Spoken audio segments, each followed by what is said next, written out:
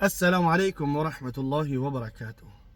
بسیاری ها شاید که بشنوین یا که شنیده باشین دیده باشین حیات شیرینی زندگی را گم کردیم و نمیدونیم چی کار کنیم.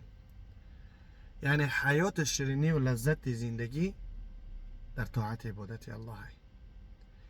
حسن البصری رحمت الله علیه میفرماید که پیش گفتنم گرینچه کدام که گرینچه راکین این برادرمون محمد جان اکه خدم میگم راکه گرینچه و دما رو میبرم میارم میتونیم که مراجعت کنیم. حسن البصري رحمة الله عليه میفرماید که تفقدوا الحلاوة في ثلاثة الأشياء. حسن البصري رحمة الله عليه میگه شما جستجو کن لذت حیات شیرینی دنیا را در سه چیز.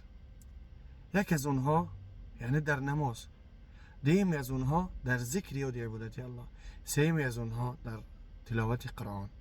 اگر بخواین لذت حیات شیرینی زندگی را بفهمین، پس چنگ بزنین به قرآن، به سنت رسول الله، به ذکر عبادت الله و به تلاوت قرآن، با نماز. یعنی این چیزها را انسان که بکنه ان شاء الله الرحمن چیکار میکنه؟ هم لذت، هم شیرینی را، هم نرمی و هم گرمی حیات زندگی را میفهمه.